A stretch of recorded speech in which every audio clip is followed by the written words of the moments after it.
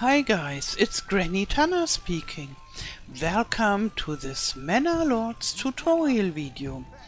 This video is about the development points that you can earn as your village grows and that you can spend for wonderful perks. So, we can see the earning of the development points if you hover over this village name, and then you can see what is the current settlement level. It is a medium town right now, and then you can see what you need to fulfill to reach the next step. For me, it's I only have to upgrade one more house or burgage plot to level 3. I have 14 and I need 15, and the level 1 and 2 requirements are already fulfilled. Then I get another of those development points. But I already have one because I spared it, that what I gained for the medium town, to have it available for you to show how it works. So I have this one standing here. Usually it's 0 or not existing, and if you have 1 sitting there or even 2, then you can spend development points, which is awesome. So I click on this nameplate, and here we are in the development point choosing area, and we have 4 different development trees. Here it looks like that when I zoom out, and a lot of those perks are still locked. They don't exist yet because it's still an early access game.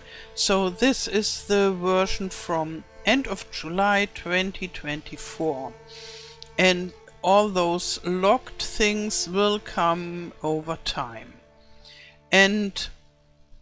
But even those perk points that we can get, where we have images like the beekeeping or the advanced skinning or rye cultivation or whatsoever, we can't have all of them, even not if we play a long time. For each region that you build on, you can have a maximum of 6 development points to spend. And maybe later it will be more, I don't know, when we can grow a village even bigger. But right now we have to decide where to spend our maximum 6 points. And I already spent, let's see which I spent. I have this forest management, I have the orchardry, the heavy plow, and the trade logistics. So I already spent 4. I have 1 more to spend, and 1 last one that I have to earn. And therefore I have to decide in which direction I want to go with my village, because I can't have them all even if I want to. And yeah, if you have very good fertile land, then it's good to go into agriculture, for example. Then it would be wise to spend a lot of or most of your points in this area. Here the heavy plows allows you to hire 2 oxen at your farms, and first you have to prepare it, you have to add a plowing station and then to your farm, and when you have it you can hire 2 oxen, and then the plowing is much faster. So I would consider this perk point one of the most important points if you want to have farming. And even if you don't have very fertile land and only want to have a little farming, I think this is worth it even then. And when you have this heavy plow activated, Then you get the possibilities for a bakery. So like the cobbler or the joiner, you can have a bakery in the back of one of the houses, and they work much more efficient than the communal oven. And it's not only that they are faster, but they make much more bread out of the wheat. So this is a very good and important thing if you only have small, rather fertile areas and you grow only rather few wheat, then this type of bakery would be most important because you get more bread out of it. And then we have the fertilization. There you can send your sheep on the fallow fields and you get a fertilization boost. And then we have the irrigation. This is good if you have dry summers.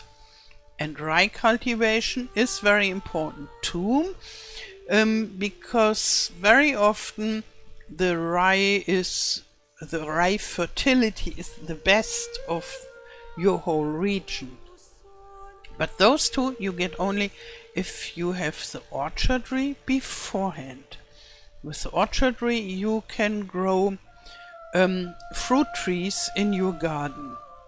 And then we have the sheep breeding, where the sheep on your pasture are growing more and more, and then you can sell the sheep and you don't need to buy all the sheep. Yeah, that is in the area of agriculture and farming.